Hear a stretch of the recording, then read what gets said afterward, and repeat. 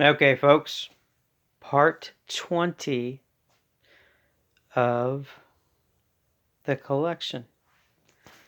And today we're going to start off with an author who is quite controversial. He happens to be French. Some slanderers said he was more Belgian than French. And it is Céline, Louis Ferdinand, Céline, Destuches, whatever. Castle to Castle. And this is not one of his better books, but it's still a very good book. Still the same kind of staccato pace. You know, run-on sentences, unfinished sentences going into other sentences. His style is excellent. He's a very keen observer of human nature and human relations. Perhaps a little bit on the negative side of the balance in that, but still a lot of humor, a lot of laughs in a book by Celine. Always, no matter if you get one of his first two books. And here's one of the. This came after Voyage au bout de la nuit, which is Voyage to the End of the Night. And this is Death on Mort à Crédit, or Death on the Installment Plan. Here's a picture of his face. He even looks like it. And this book is just wow. It's more autobiographical about his growing up, and it goes into his family. I mean, it's a novel, and then half fiction, half truth here.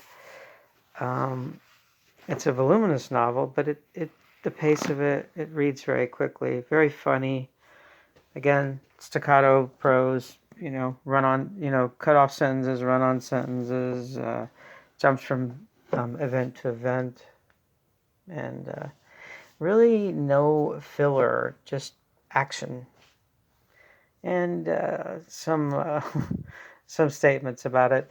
This one created a lot of controversy because at the beginning he takes a shot at some of the French Communist Party members at the time, and with a girl and a prostitute with a linen flag at a protest, and it's funny, but it's not funny when you consider Celine had to spend time in detention for Nazi sympathizing during the after World War II, but during World War II he was kind of he hated French culture, the established French culture so much, which had earned it basically, but to hate it so much that you turn to openly praising the Nazi invaders is kind of a stretch, but he's the king of stretch. He's the king of going out there.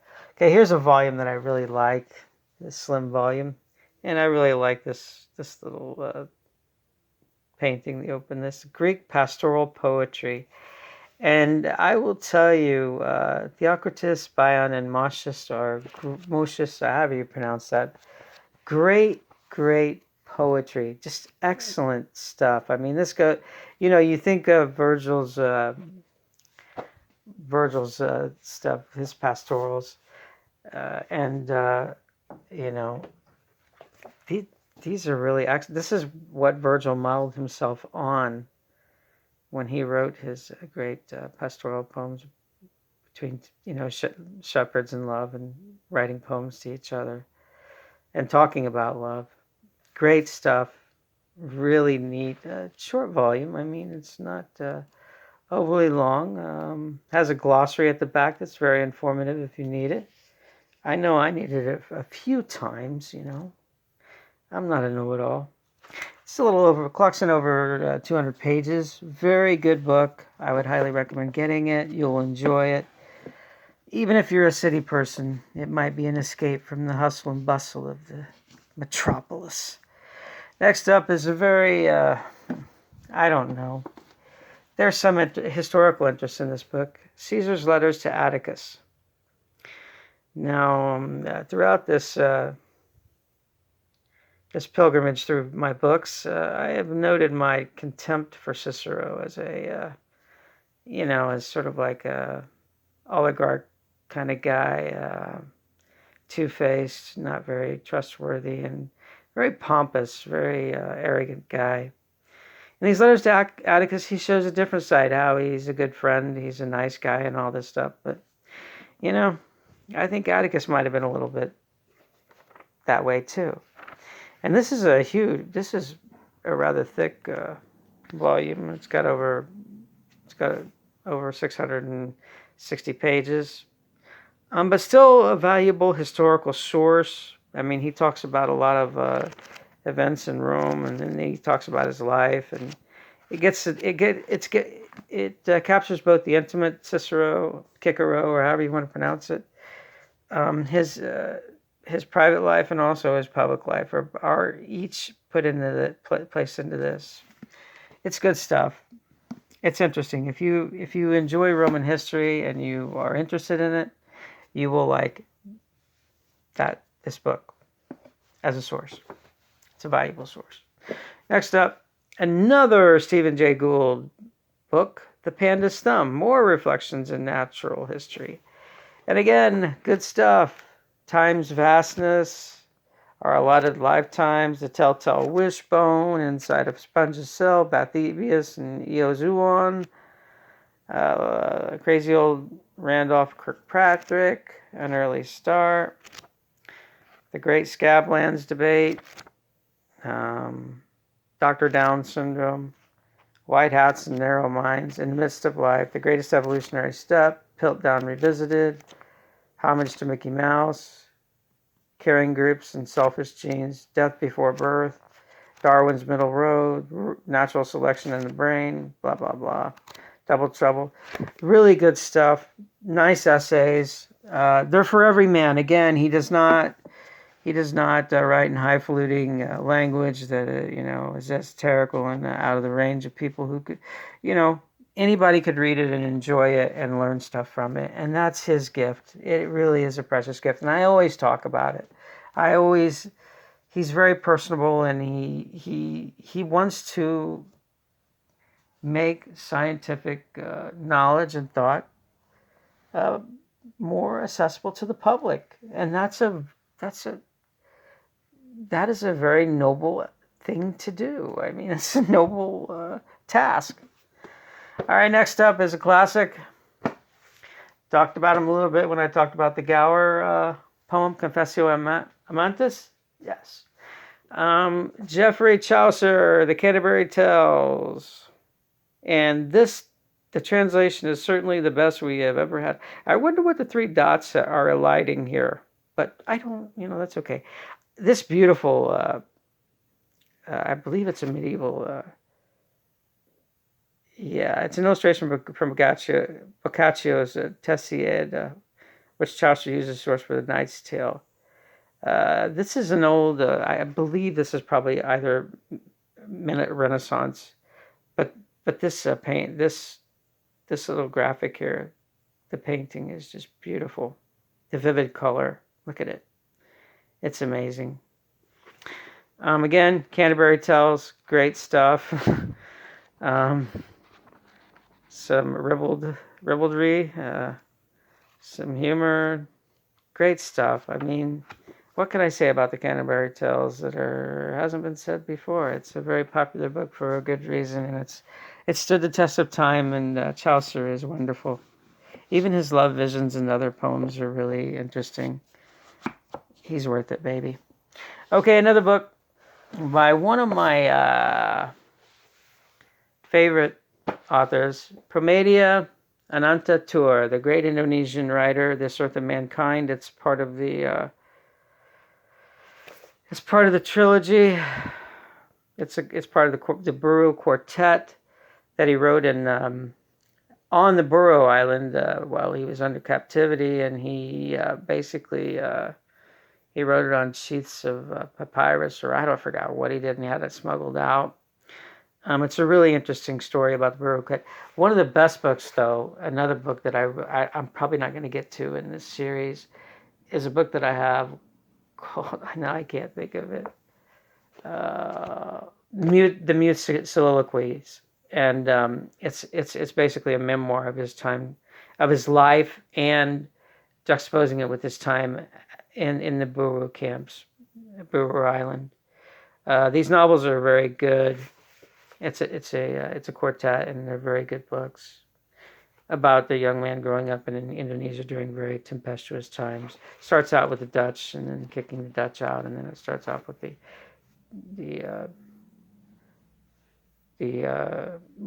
some of the dictatorships and stuff, and the crackdowns on anybody that was deemed left of fascism, and how people were killed, aided by the U.S. CIA, by the way, and other groups. All right, next up, dust, is Death Comes for the Archbishop by William Cather. And this is an old modern library edition. I don't know when it was published, but I believe it was in this book is from the 1920s or 30s, I believe. Susan A. Yarnell, Santa Fe, July 12th, 1936. So this is probably from this is obviously from the 1930s, even though this was copyrighted in 2627 by William Cather. I don't know if it's a first edition or not. This is a very good book. I'm not going to talk about plot details. Cather is a very good story writer. A lot of great descriptions. Good stuff. All right, here's the gem maker, the guy who can really write despite his proclivity towards works of adventure and horror. Again, Robert Louis Stevenson, Dr. Jekyll and Mr. Hyde. And this is, of course, a classic. This Penguin edition is pretty old, too. Not that old, but it's probably from the 50s or 60s. Great stuff, well written. A classic novel that will live in our hearts and minds forever, as the phrases go together. Okay, next up is it surpasses Fielding's Tom Jones in the humor department, and it is a very, very deep book. Lots of layers, baby. Cervantes, Don Quixote, and you even have little novellas inside this, like the case of impertinent, the case of impertinent curiosity, where a man leaves his wife with his friend to test her chastity towards her with her husband and stuff, and it's very good. The dialogues between Don Quixote and Sancho Panza are just amazing. There are so many layers to it. I mean, really, if you read this book, I mean, even the template of it being written from an old Arabic manuscript written by Samiti Bengali or whatever, and whatever the guy's name was, and he found this thing. He found an old manuscript that was Arabic, and he translated it into Spanish into this story. All these little devices that he used to make this novel just so incredibly deep and hilarious and serious at times. And there are even stories within the novel. And it's really, I can't say enough about this book. It's really a really deep book. And it's amazing that it was written as well as it was. I don't know why I say that, but it's just really incredible. Yeah. It starts off with some poems, as was one in these times. And, it starts off with in the village of La Mancha. Great stuff. And, of course, he's addicted to the medieval heroic knights' tales and stuff like that, romances and stuff. Good stuff. Can't say enough about Don Quixote. Cervantes really not, and even I mean, this book cannot be exhausted. You can always go back to it. You could read it 1 year and you can go back 3 years later and you'll find new stuff in it. All right, next up is a rather not very popular book when it comes to Roman history, but it's a very good one. Cassius Dio and the Roman history, the reign of Augustus. Augustus was a tyrant. He was not a good man. Now, I'm not saying I'm just saying this because that's, it's historically valid statement to make. I'm not saying that this is the gist of this man's work right here. Cassius Dio is a very studious and, detailed writer. This ends in a fragment. I mean, we should have more of it, but I believe it was cut off because some of it was lost. But this history is very good and very detailed, and it's no frills. I mean, he's not. He's not.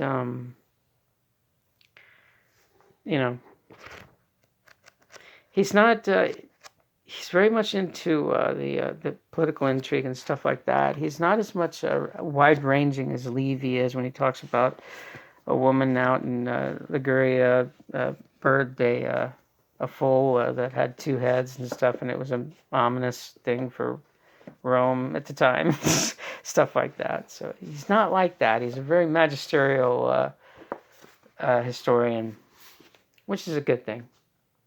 Okay, this is a book that I bought, bargain bin, Utopia Unarmed, the Latin American Left After the Cold War by George G. Castaneda. And again, rise and fall of the Latin American left. Well, we have, the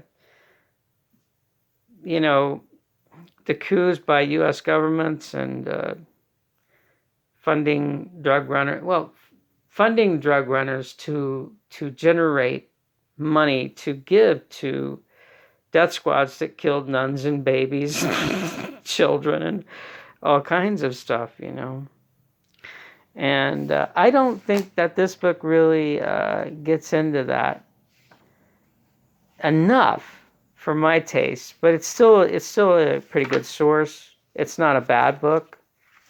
But it talks about the Latin American dilemma, but the Latin American dilemma is the big monster above it called the United States, who's basically cooing governments and, again, funding death squads and, dumping arms into the worst types who are... And they're using, and they're also, backing drug lords and drug runners to basically amass they call it black money, dark money that can't be traced or anything like that for these guys. So again, dicey situation, hard to write about without being polemical towards U.S. policy in the Western Hemisphere. Notorious, by the way. H.G. Wells' History of Mr. Polly is next up, and I will tell you, you think that Wells is a guy who writes about adventure and, scientific stuff and all that, but this is a novel about a married man, middle-aged man, and, tired of his wife's nagging his dreary job as an outfitter in a small town. Faced with the threat of bankruptcy, he concludes that the only way to escape his frustrating existence is by burning his shop to the ground and killing himself. Unexpected events, however, conspire at the last moment to lead the better world or Mr. Polly to a bright new future. After he saves a life, fakes his death, and escapes to a world of heroism, hope, and ultimate happiness. Now, again, these are very similar. The schema in that is very similar to other ones. It's just in a different setting and without all the whiz-bang stuff, And it's good. It's a really funny, well-paced novel. I highly recommend it. It's sort of like his other works in its overall theme, but it is not similar in the sense that, it's not futuristic or anything like that. It's very much of the times, and it's very good. Okay, next up is a very, I recommend this highly. It's Maxim Gorky, Fragments from My Diary. And the stuff you hear about this, the stuff you read in this is really interesting. Like even the quote in the back, Leo Tolstoy once said to a lizard in a low whisper, "Are you happy?" And I believe that because Tolstoy was like that. And he talks about a lot of the main writers of his time, and a lot of things going on in society and stuff like that in his own life, and going to Europe proper, and snapshots of the revolution, which are very highly informative and important. So I highly recommend it. He talks about anti-Semitism and rails against it, which the Bolsheviks did. They outlawed it, despite the history of Lenin and Stalin and people. Oh, they were this and that bullshit. They were not. They were not anti-Semites whatsoever. Jews were protected before the Bolsheviks took power. There were routine pogroms against the Jews under the czars, even Tsar Nicholas. Okay, here's another great book, The Siege of Leningrad by Leon Gore. And this is a French historian. It's basically about the Nazis the siege of Leningrad. There are excellent pictures of the people, the forces and stuff, babies wrapped up, and the heroic effort of the people of Leningrad to withstand the siege and to basically emerge triumphant. Now, it was a very costly victory because a lot of people died, and but still, nevertheless, they emerged victorious, which is very important. Okay, next up is a very interesting book by Rupert Christensen, and it's called Tales of the New Babylon, Paris in the mid-19th century. And I really don't need Sebastian Faulks to tell me that a book is good or brilliant. That's not something that I want. I mean, I don't know. I'm not being snooty or arrogant or anything. I just think that Sebastian Faulks is not really a serious writer, and I don't take him seriously. Nevertheless, he's right. This book is incredibly interesting, and goes through all kinds of different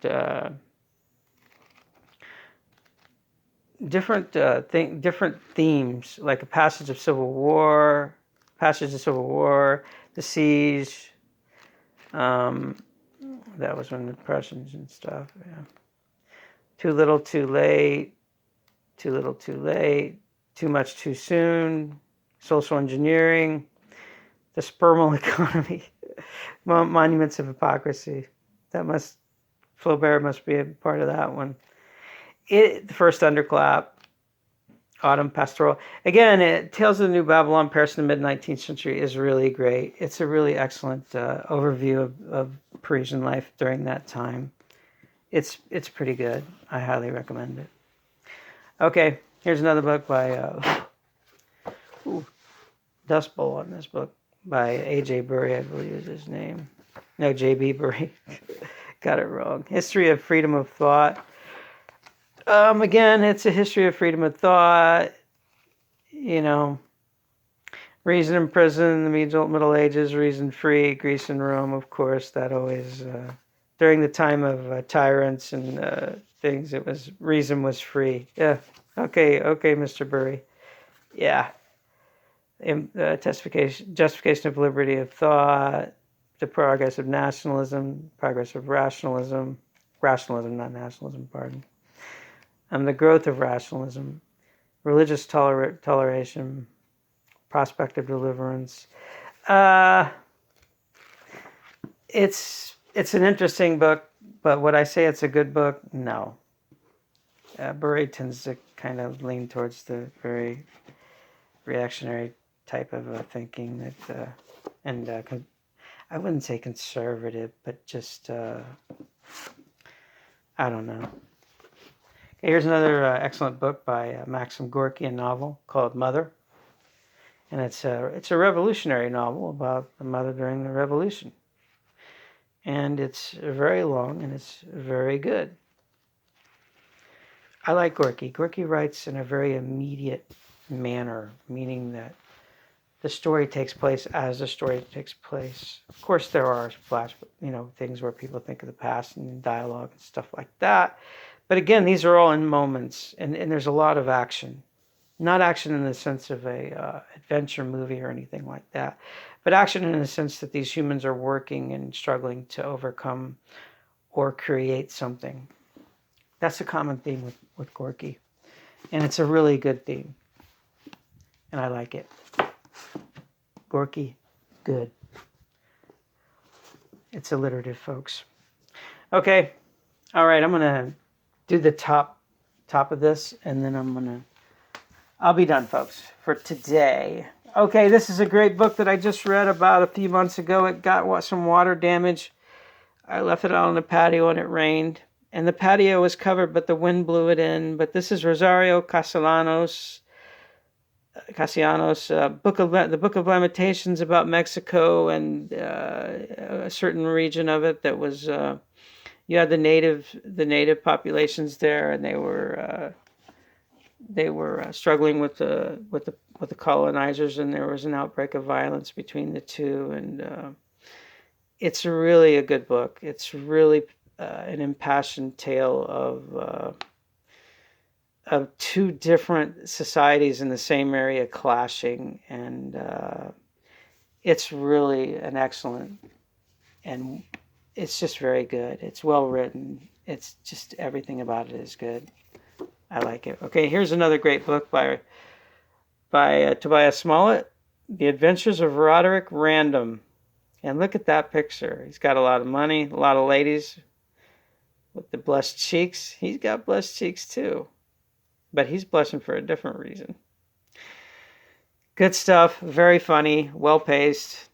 Not an epistolary novel like the other ones. Like God,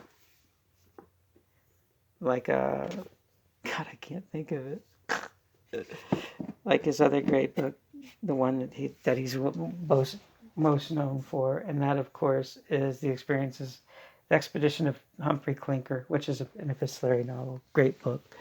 Okay, next up is a great book on Jewish mysticism by an expert on it, Gershom Scholem. Major Trends in Jewish Mysticism, and here we have Isaac Luria and his school, the Zohar, the book and its author, Abulafia and the Doctrine of Prophetic Kabbalism, Hasidism in medieval Germany, Merkaba mysticism and Jewish Gnosticism. Just great stuff. Very interesting. I mean, again, I'm a big fan of mystical thought and theosophic stuff and all that other stuff that's involved in this, and Kabbalism. This is a very great book. This is a great book. Scholem is an awesome scholar in this realm. Okay, next up are two books by Bataille, and a book that I'm probably going to end up throwing away by Georges Agamben. First one is The Dead Man by Georges Bataille. Okay, it comes with some interesting illustrations. Here we go to what's going on here. And there's an even better one. Yeah, here we go. These are actual illustrations of when this book was written. Bataille wasn't afraid to be incredibly sexual. Here we go again. Yeah, and here we go. This is a pretty good book. It's well written. Bataille is a great writer. I mean, what can I say? I forgot to get one back here. This one's going to run long. Okay, then I got The Blue of Noon by Bataille. Very good. Good stuff. No illustrations. A very poetic work. Much more poetic than The Dead Man, which is pretty much straightforward. Okay, next up is a book that I'm not happy I have. I bought it. I was interested in reading it to see just how terrible it was. And basically, it's Homo Caesar by Sovereign Power and Bare Life by Giorgio Agamben, who basically follows Heidegger's thinking in this. And that is never a good thing. And this is an incredibly, the logic of sovereignty, all this other stuff. This book is incredibly, I will say it bends towards, the arc of his argument bends towards fascism. Okay, here's a great book by Eduard Moricky, Mozart's Journey to Prague, and a selection of some of his poems, because he was probably better known as a poet during his life. But Mozart's Journey to Prague is a really incredible novella. It's funny, and it basically displays the wit of Mozart, what he was known for, his lively mind and genius. If you ever have a chance, you should pick up Mozart's correspondence, because it is full of hilarious vulgarity and just, yeah, that kind of stuff. Very funny though. Okay, next up is a Ronald Furbank, an Englishman, Volmuth and other novels. They're small novels. And he's a very aesthetic writer. Beautiful stuff in the descriptions. One of the titles, I'm surprised I was able to buy this, because one of the titles of one of the books is called this. Yeah. And it's not, he's not racist. That's just the title he chose to yeah, these books were written in the 19 teens and 20s. Yeah. And, yeah, concerning the eccentricities of Cardinal Pirelli, Prancing, yeah, Valmuth. Valmuth is probably the best one out of them, but they're very good. He's got a great sense of humor. Sparkling prose. Some would say perhaps too sparkling, but I wouldn't. I like when it's pretty. Okay, next up is an excellent novel by Guy de Maupassant, A Life, Une Vie in French. And it's an outstanding book. It's really, I mean, Maupassant can write prose beautifully. He really is a great writer. Novel, short story, whatever. The pictures he paints with words and the scenery is just gorgeous. And his stories are generally tend to be, not exactly heartwarming or happy or anything, but they're real. I mean, he doesn't overdo it, though. He slowly delineates the disintegration of marriages and lives, and just